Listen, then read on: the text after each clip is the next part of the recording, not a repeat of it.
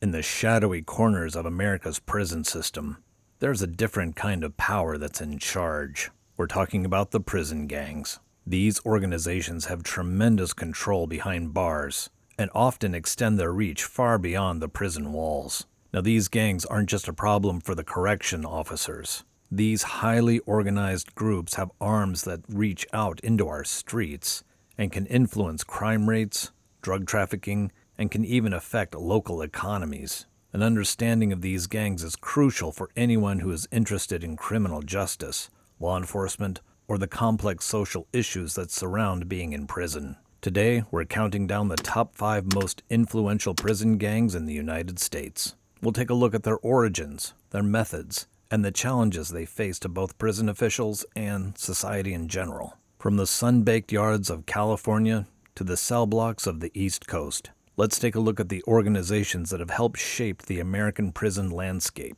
So get ready. We're about to tackle the complex web of America's most notorious prison gangs. Warning: the following video is meant for educational purposes only and should not be taken otherwise. Apex Crime Lords does not condone, encourage, or glorify the actions of the individuals covered in this program. Viewer discretion is advised. Keep watching until the end to see what's next on Apex Crime Lords. We're going to start off our countdown with one of the most infamous and feared prison gangs in America. Of course, we're talking about the Aryan Brotherhood.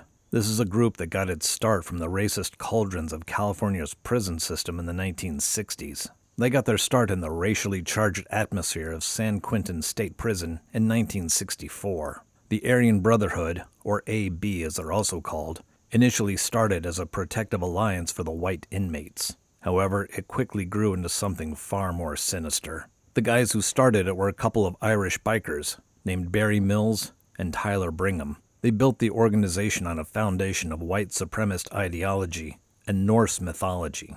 Their symbol, which was a shamrock and the number 666, quickly became feared in the prison systems across the nation. Even though they were less than 1% of the prison population, the AB's influence had an extension that was way greater than their numbers. Their power came from a ruthless code of conduct and their willingness to carry out acts of extreme violence to maintain their status. The AB operates with military precision. They use a complex systems of codes and symbols to communicate. Now, their activities aren't just limited to the prison walls. They've also been associated with drug trafficking, extortion, and contract violence on the outside. Law enforcement efforts to disband the AB have only had some limited success. In 2002, about 30 members were indicted on racketeering charges, including Mills and Bingham, yet the organization's decentralized structure has allowed it to keep growing. One of the most shocking things about the Aryan Brotherhood is the blood in, blood out policy. Prospective members must commit a serious act of violence to join, and leaving the gang is often a death sentence. This creates a cycle of violence that perpetuates the gang's power and influence. Now, the Brotherhood's influence extends beyond race-based alliances.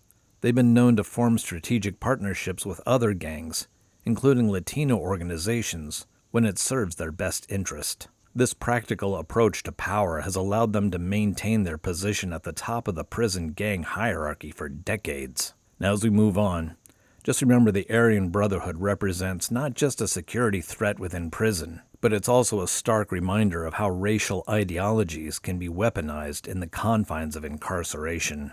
Up next, we're going to look at a gang that emerged from the barrios of East Los Angeles to become one of the most powerful criminal organizations in the American Southwest. Meet La M, better known as the Mexican Mafia. It was started in 1957 by Luis Hero Buff Flores at the Dual Vocational Institute. The Mexican Mafia started as a way for Hispanic inmates to protect themselves, but it quickly grew into something that was far more potent and far-reaching. Unlike a lot of the prison gangs, La M's influence extends well beyond the prison walls. They set up a complicated network of street gangs that pay taxes for protection and the right to operate in certain territories. It's very similar to that of other prison gangs. Potential members must prove their worth through violence, and leaving the organization is often the same as a death sentence. This creates a cycle of loyalty and fear that cements La M's power.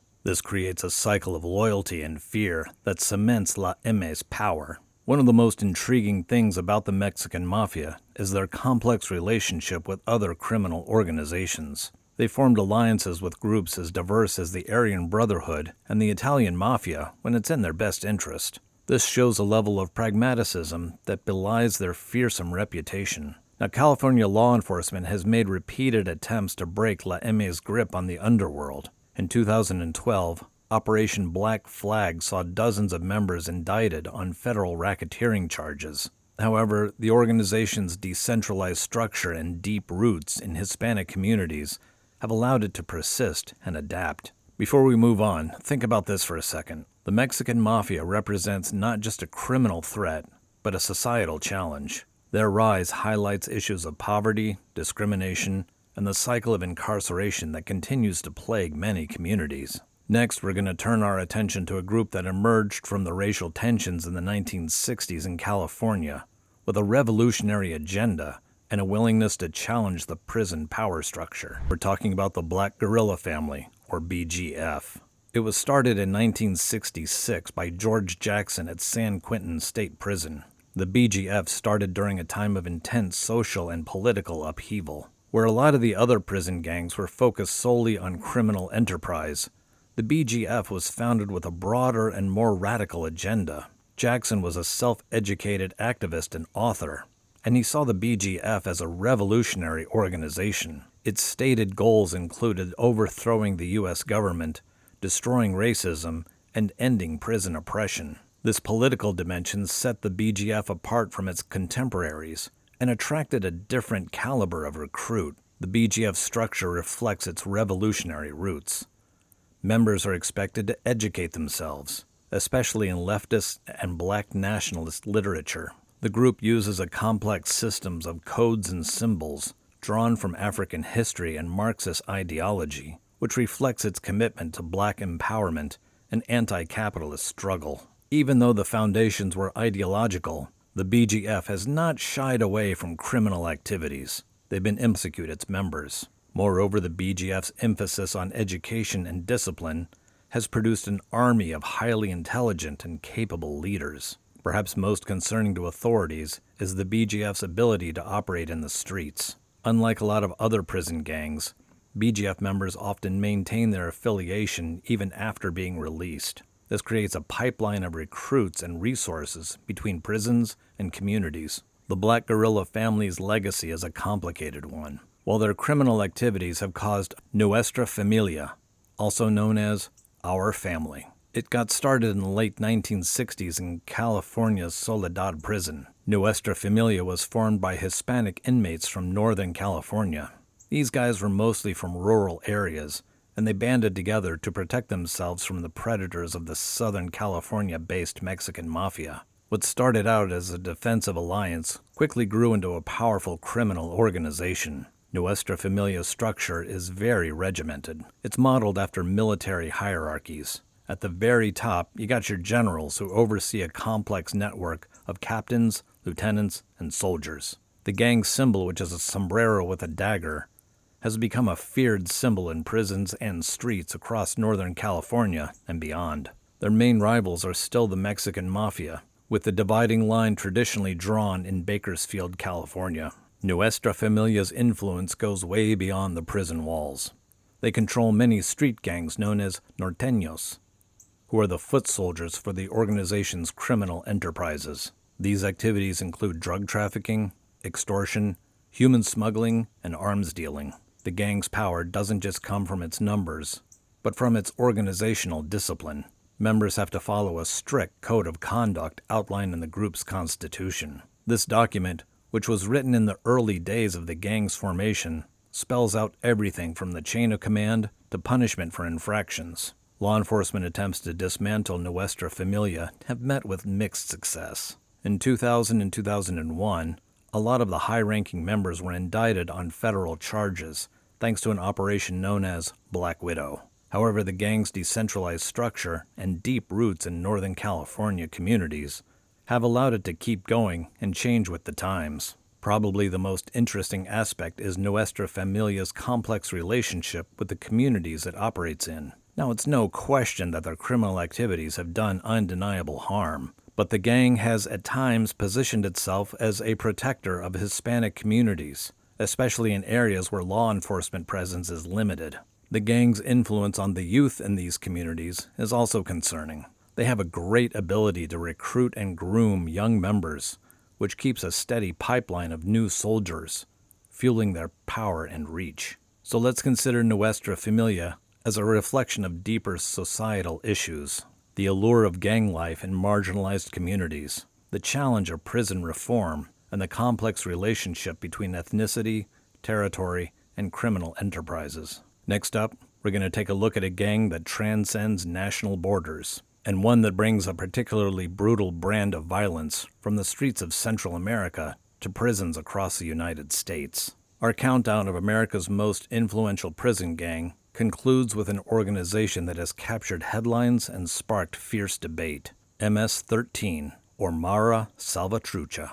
Unlike our earlier gangs, MS-13's origins don't come from the American prison system, but from the streets of Los Angeles in the 1980s. It was founded by Salvadoran immigrants who were fleeing a civil war. The gang initially got started as a means of protection against the existing LA street gangs. However, MS-13 quickly evolved into something far more menacing. The reputation for extreme violence and their distinctive, heavily tattooed appearance quickly made them a force to be reckoned with, both on the streets and in the prisons. The gang's reach expanded very suddenly in the 1990s, when many members were deported back to El Salvador. You'd think that would weaken the gang, but instead, it spread MS-13's influence across Central America and back into the United States, which created a transnational criminal network. In prisons, MS-13 members are known for their strict discipline and loyalty to the gang. Their motto, Mata,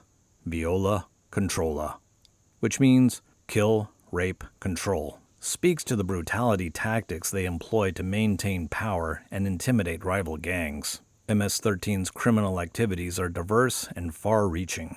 From drug trafficking and extortion to human smuggling and contract violence, this gang has interests in numerous illegal enterprises. Their willingness to use extreme violence, even against innocent people, has made the enforcement agencies have tried a bunch of different operations against MS-13, both in the U.S. and abroad. However, the gang's transnational nature and deep roots in marginalized communities have allowed it to persist and adapt. When it comes to MS-13, let's consider the broader implications of the rise and continued influence. They are way more than just a law enforcement challenge. They're a complex societal issue that touches on immigration, poverty, and the ongoing cycles of violence that span borders and generations. And they will bring us to the end of our countdown of America's top 5 most influential prison gangs. Each of these organizations represents a unique challenge to our criminal system and society at large. We've just taken a look through the shadowy world of America's most influential prison gangs. Next on Apex Crime Lords,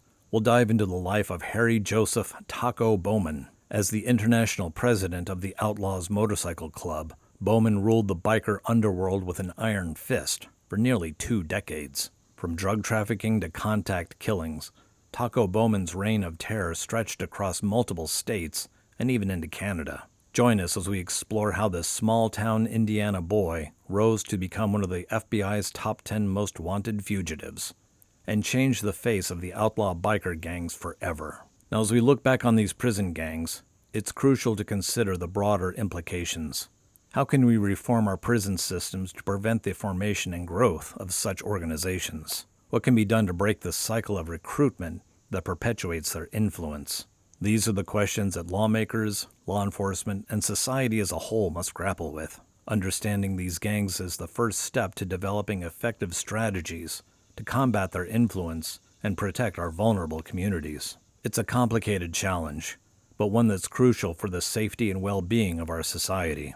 Thank you for joining us on this journey into a look at the top 5 prison gangs. If you found it illuminating, please be sure to like this video and subscribe to Apex Crime Lords for more unvarnished portraits of the mobsters, killers, and kingpins that have left their bloody mark on history. Until next time, stay safe and stay dangerous.